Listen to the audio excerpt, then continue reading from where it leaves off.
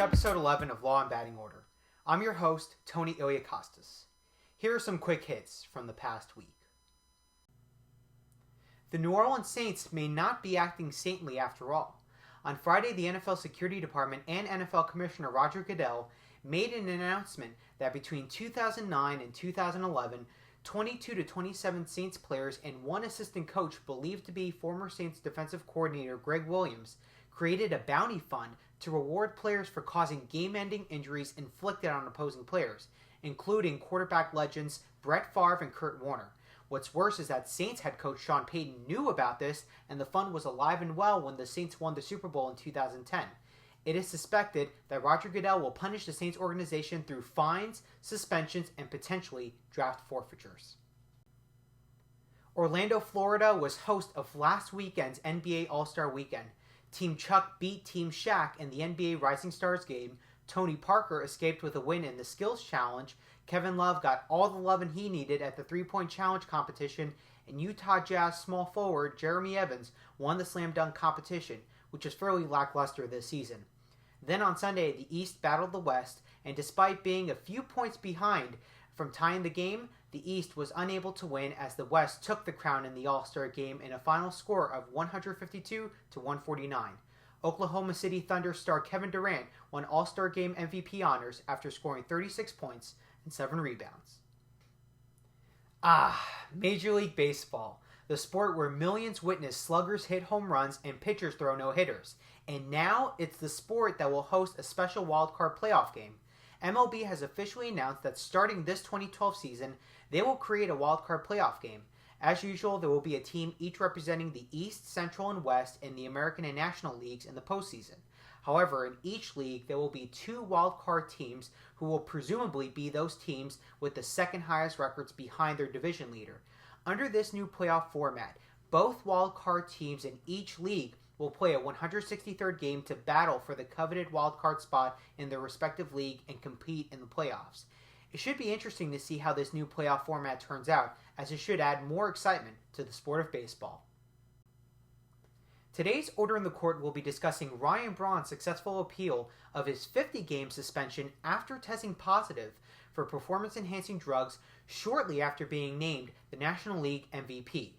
In this week's episode, I had the distinct honor of interviewing Mark Fainaru-Wada, who is an investigative reporter for ESPN and ESPN's Outside the Lines. He is best known for his investigative work on Balco, the health clinic that illegally administers steroids and other performance-enhancing drugs to players like Jason Giambi and Barry Bonds. I had a chance to speak with him earlier this week about Braun and whether or not Major League Baseball's drug testing policy is an effective body of law in the scope of Major League Baseball. Take a look. Today's Order in the Court will be covering Ryan Braun and the recent appeal that he made towards Major League Baseball, where he appealed his 50-game suspension.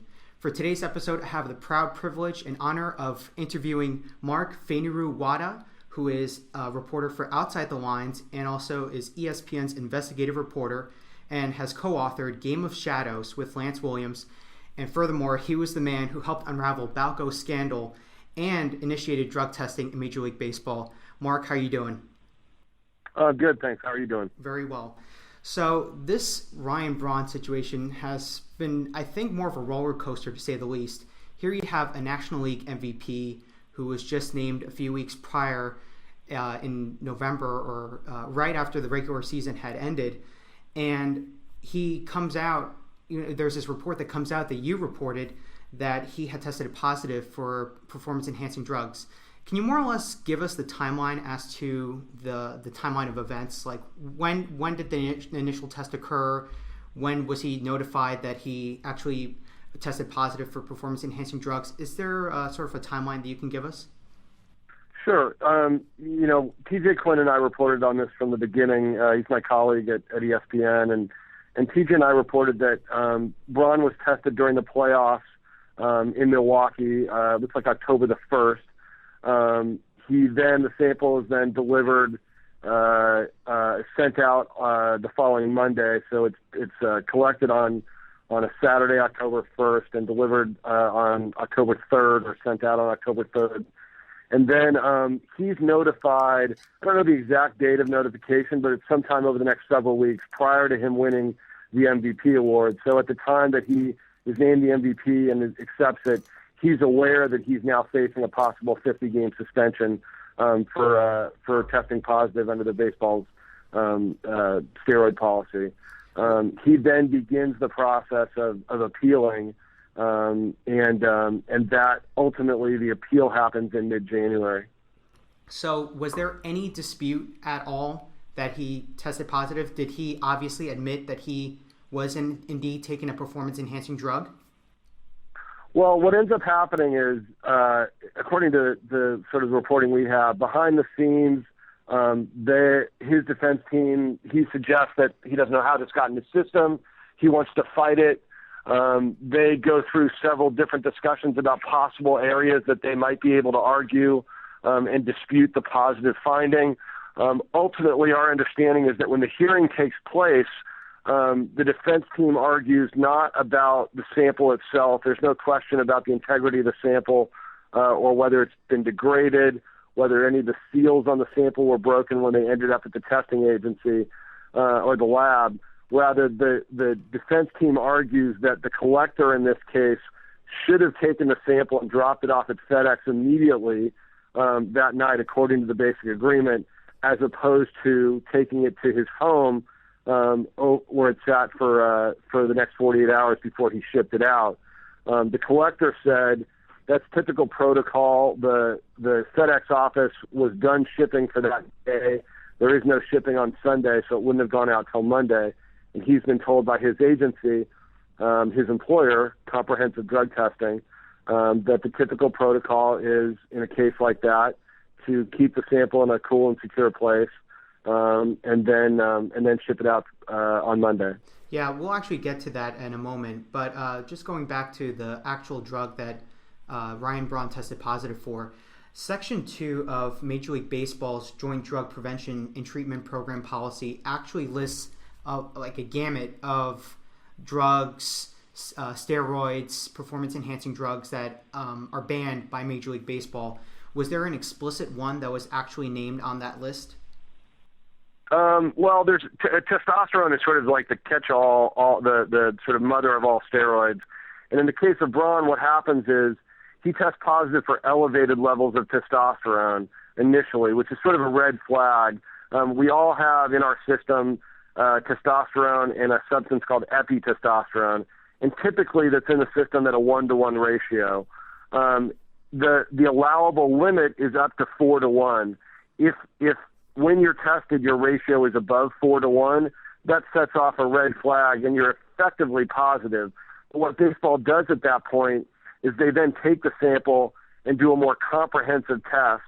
That comprehensive test is designed to determine whether the testosterone was generated from inside your body and it's naturally occurring, or whether it's synthetic, in other words, came from outside the body. And in this case, when the lab in Montreal tested Braun's sample using this more comprehensive test, it showed synthetic testosterone in his system.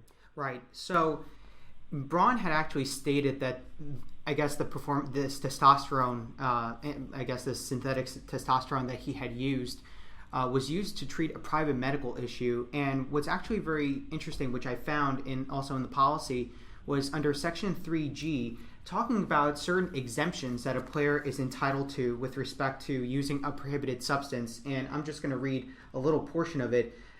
Subsection 1 of that had said, a player authorized to ingest a prohibited substance through a valid, medically appropriate prescription provided by a duly licensed physician shall receive a therapeutic use exemption.